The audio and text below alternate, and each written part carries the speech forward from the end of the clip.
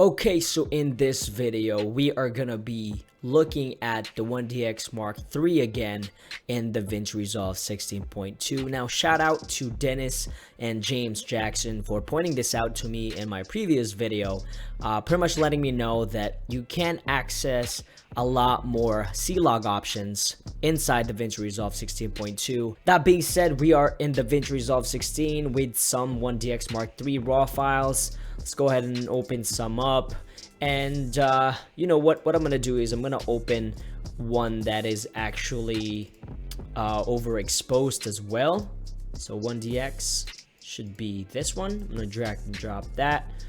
Just kind of show you guys the other options that the guys pointed out to me. So let's go ahead and drag this down to our timeline. Let's go ahead and go straight to the color tab. And if you haven't seen my previous videos, go ahead and download Davinci Resolve 16.2 because 1DX Mark III is actually supported there now. What I'm about to show you right now is what I missed out when I recorded my previous video. So if you go here in the bottom left corner, if you choose, usually I'm just use project settings, that's what I usually use. But if you go click that and you look at full res Canon and you go from decode using clip, you are now going to be able to unlock the rest of the color space and gamma options in Davinci Resolve. So if you look at this, you're going to see some Rec 709, you're going to see some Rec 2020, DCI P3, and Canon Cinema Gamut. So let's go ahead and leave that the Canon Cinema Gamut, and then we're going to go down to our gamma. You can do Rec 709, which is that's actually what it looked like when I shot this. I overexposed it by 4 stops because I wanted to see how much I can retain and recover in post, and that's what partly what we're gonna do today. So let's go ahead and go to Canon Log. You're looking at that. Canon Log 2 actually doesn't change much. You can see the little scopes right here, and then you can look at Canon Log 3, which has a little bit more contrast than the previous two. So that being said, let's go ahead and try the Canon Log 2 profile, and let's see if we can actually recover some highlights using this method. So Canon Log 2, what I usually do is I go ahead and drop down the highlights. I'm just messing around here right now. Let's go to 20, and this is not a coloring tutorial. We're just trying to see how much we can get back as far as the highlights goes. So I'm gonna go, I usually start with the gain, and then what I'm gonna do is actually open up a LUT on this. And now these LUTs I actually downloaded in the Canon website. So Canon Log 2 Cinema Gamut Canon Log 2, not 2020, we're looking at BT 709, and there you go. So that's what we're working with. Let's go ahead and drag that down, see if we can get a little bit more. And this is just the power. This is raw power right here, man. This is what it's all about. So after that, let's see what else we can do. Let's go to my primary wheels here. Let's just go ahead and stretch this out a little bit. Ooh, I went too much. Man, that's crazy. Ooh, slow down, boy. Okay, there. Increase that highlights there, and then decrease the mids. We're just trying to get some kind of highlight there. So that's still pretty clipped in my opinion, but it was literally 4 stops over. So I'm gonna save that by pressing Alt-1. Make that bigger.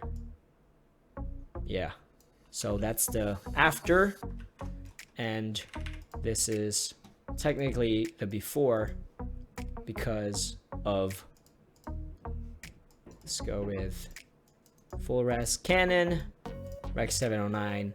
That's the before. So after recovery, before recovery, and that's pretty incredible. To be honest, that is really good. And to be honest, you saw that was just really quick.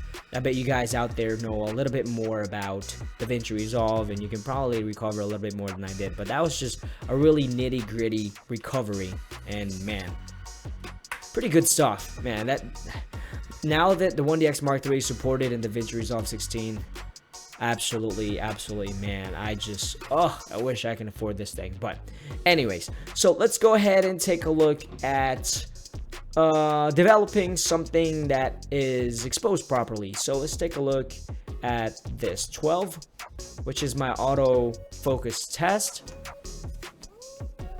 Let's go ahead and pop that open. We're gonna do full res Canon. We're gonna do clip. We're gonna do, yeah, let's do Canon Log 2. I really like Canon Log 2. So let's go ahead and Control Alt 1, Okay, and then let me take a look at what the log looks like. Wow, that's actually clipped. You see that in the scope? I actually clipped a lot of highlights there if I go to Rec 709. So this is kind of like one of the advantages of shooting RAW, because you can see that the highlights aren't clipped. It's there. It's just a matter of stretching that into the dynamic range of a Rec 709. So let's go ahead and add some nodes. I like to add my LUT towards the end. Same thing, 65 grid. I just used the most one. So it's Canon Log 2, again, to BT 709, and we also have some Log 3 that we're going to test out here in a second. So BT 709, click on that. There you go. There are your highlights there. And now what we're going to do is go to the RAW tab here and see what we can do. Let's bring the gains back, and there it is. There's your sky back. Wow. That is so much easier than trying to do this in the Canon Professional software. So let's bring that down. Let's see what the highlights does as well. I usually do the highlights first before I would do the gain, because most of the time, look at that. I'm gonna make this bigger, Control F. The DR on this camera is actually pretty darn good.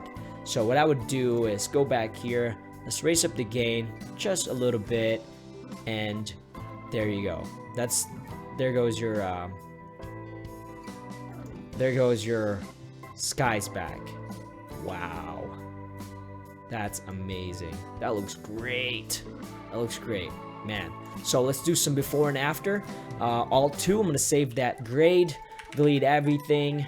We're gonna go ahead and reset this, and I'm just going really fast, guys.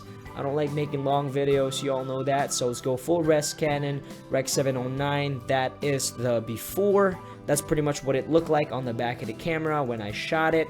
Click on that. That's the Rec 709, Rec 709. That's what it should look like.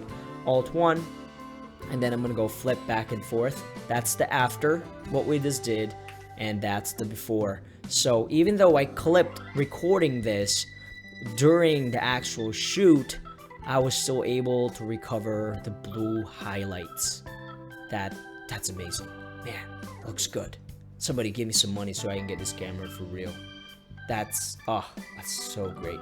Okay, so what I'm gonna do now, so we have 1 is the before, 2 is the after in Canon Log 2. So what we're gonna do now is do Canon Log 3. So let's go ahead and delete these for now. We're gonna start from the beginning. We're gonna reset this. Let's go ahead and go back to full res Canon Log 3, and then let's do the LUT. 3D LUT. Let's go to Canon 3D LUT 65. Let's go ahead and see Cinegamut Canon Log 3 to 2020. 2020 is actually, that's HDR, so we don't want that. We want this right here. Boom. There you go. We're gonna save that.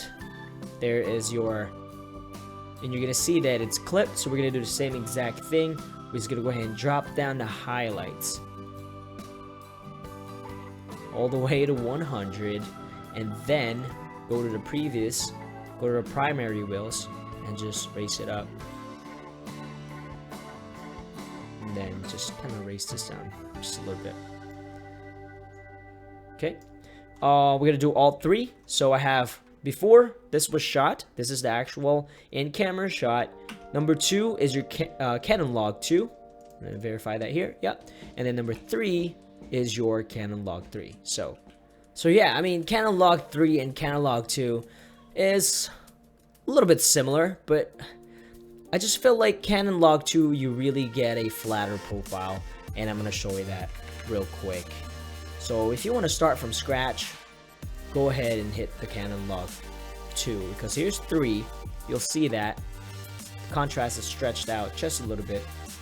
So, and then go to Canon log 2, you see that that's just flatter. Like always, if you guys have any questions, let me know. And again, thank you all for all the comments. I honestly learned a lot of stuff from the comments that you guys leave in my YouTube channel as well. And that's why shout out to Dennis again and James Jackson for bringing that up about this decode quality to full res Canon.